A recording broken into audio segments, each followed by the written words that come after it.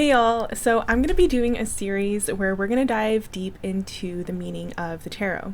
I want to empower you with this knowledge so that you can read for yourself. I also want to be transparent in the way I read my spreads for my general channeled messages. This series was inspired by subscriber request. Thank you, Brian Duffy. Okay, so first, starting with tarot generally. How tarot should be used. So most people, when they go to a tarot reader or they buy a tarot deck, they get really excited. They want to figure out what's going to happen in their future. However, the truth is no matter how many readings you get, you're still going to be the one who's deciding your future, what experiences you're going to have and what you're going to make out of it. Tarot can be a good tool for reflecting where your current or relevant awareness has been, and will only be as helpful to you as much as you are surrendered to the is, how honest you're willing to be with yourself. No clinging to an outcome, no moral judgment on yourself or the situation that you're reading for, whatsoever. So, before I get into the individual meanings of the cards, I want to talk about the suits. So we have the swords, which we're starting with today. We have the cups, we have the wands, and we have the pentacles. The suits are divided into two categories, the numbered cards and the court cards. From the aces to the tens, each card represents phases of experiences or sometimes characters that are present in our energy. The pages, knights, queens, and kings represents characters in our awareness or identities that we can embody in relation to whatever other characters are in the reading or other experiences. The court cards can also represent how we see ourselves and how we're seeing others. Though I would like to add that anytime we are perceiving others, it is somehow a reflection of our own vibration.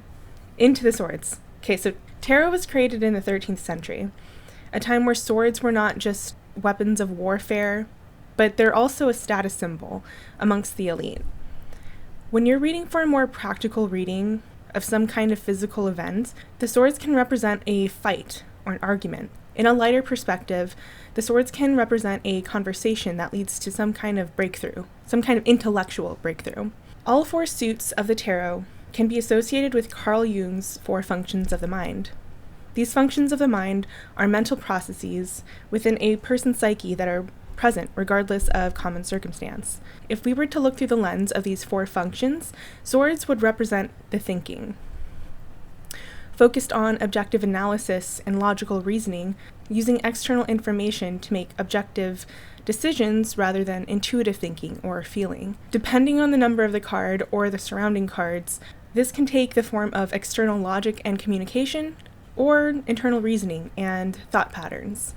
The sword is used to divide things, to create or define boundaries. It is a symbol of power, justice, duality, and the egoic mind. Swords draw the lines that create the structure of the matrix through logic, or the structure of your own personal paradigm through reasoning. Ultimately, because swords represent matters of logic, egoic mind, and communication, it is the instrument to create a shared physical reality within the human collective. In other words, swords represents the logic that keeps us grounded in the matrix. Okay, we're going to start with the numbered cards. The Ace of Swords represents a truth, a new perspective, or an idea.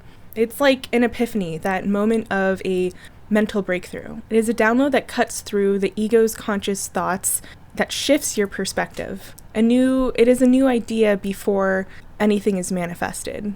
When you pull an Ace of Swords, the surrounding cards can signify the magnitude or the direction of this shift. For the Two of Swords is a liminal change, indecision, potential waiting to be channeled. The Two of Swords is the neutrality at a crossroads between two different choices. These are the types of choices that we ruminate in our minds, but we're really impartial to them. There's no real emotion or strong beliefs between these two paths.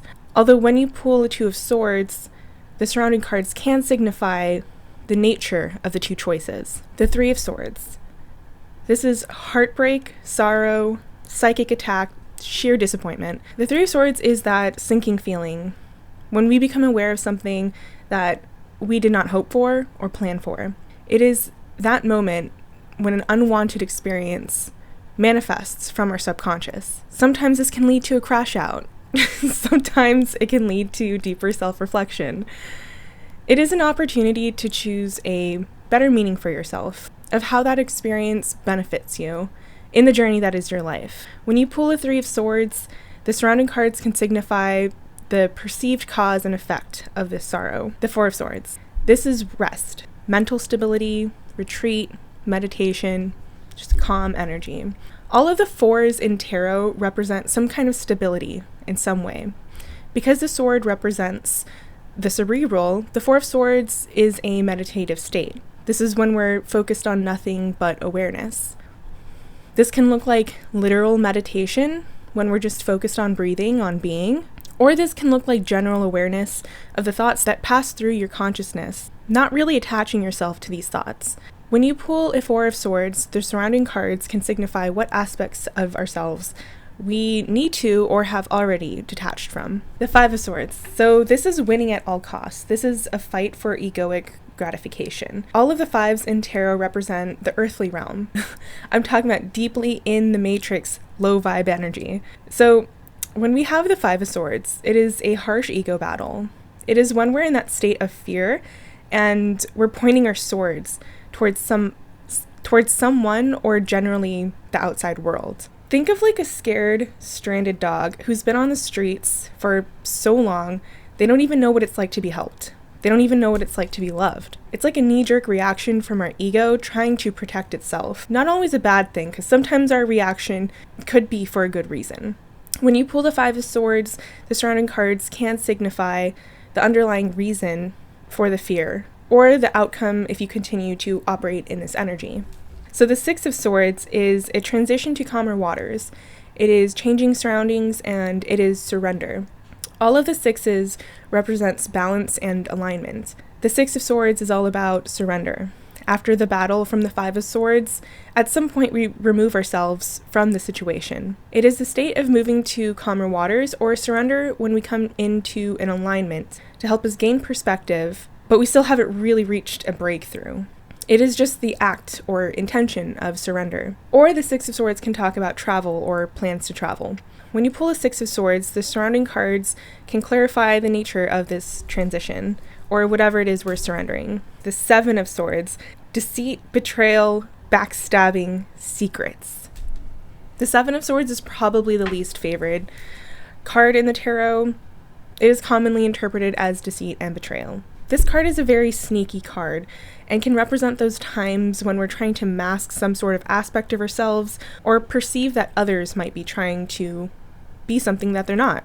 In the lightest sense of this energy, someone is hiding something, but it doesn't always have to be a bad thing. Sometimes it could be someone hiding a surprise for you, like a surprise gift or something. When you pull a Seven of Swords, the surrounding cards can clarify the nature of the mask that is being worn or the secret that is being hidden. Now, the Eight of Swords. Lack of control, self-victimization, self-entrapment. This is a card about keeping ourselves small because we have some sort of conscious or subconscious belief that we are being held back. It is those moments when we're out of alignment with our sovereign nature and we start to feel completely out of control of our lives. It is very much the world is out to get me card. In reality, there is nothing holding us back but ourselves, and sometimes this energy can manifest as self-sabotage.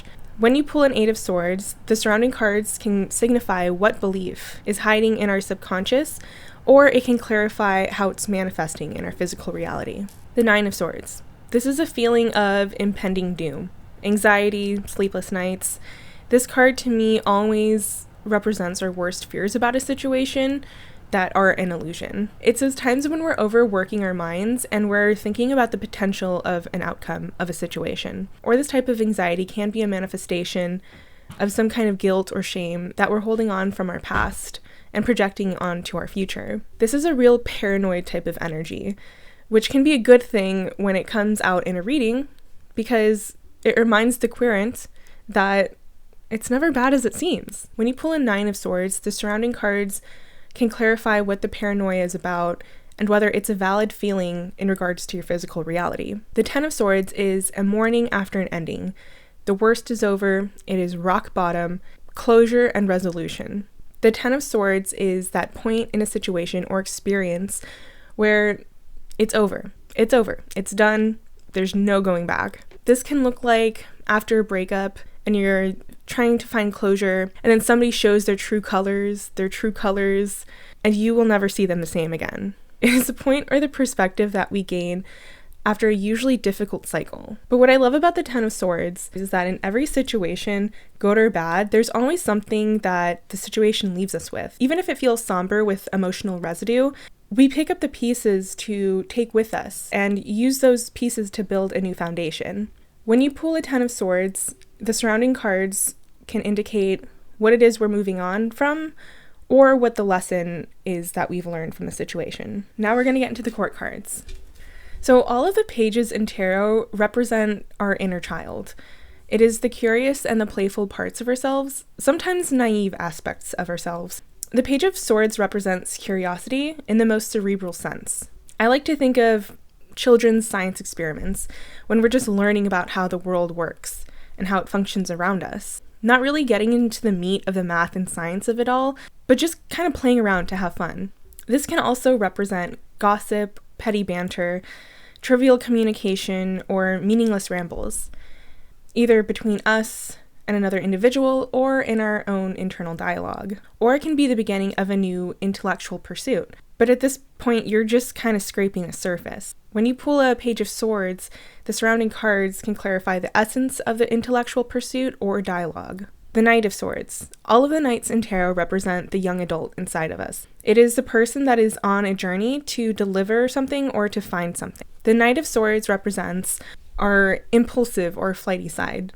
The Knight of Swords does not hesitate to take action and operates or moves without thinking too much. This card can also represent a hasty or impatient energy, always trying to get somewhere as soon as they can. The Knight of Swords is on a journey of intellectual pursuits, not exactly a beginner, but also not a master.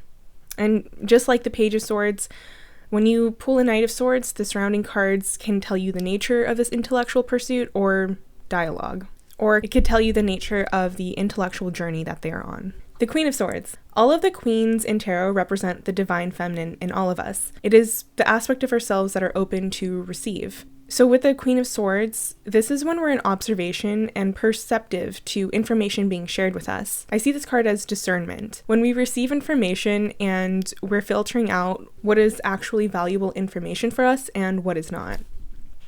When you pull a Queen of Swords, the surrounding cards can indicate what information is being shared, or it can represent how we're being perceived in a situation or how we're perceiving others. The King of Swords. All the kings in the tarot represents the divine masculine in all of us. It is the aspect of ourselves that are willing to give. So with the King of Swords, this is when we're operating as an authority on some intellectual topic or pursuit. It's giving Professor Daddy. I see this card as discernment on what information we're sharing.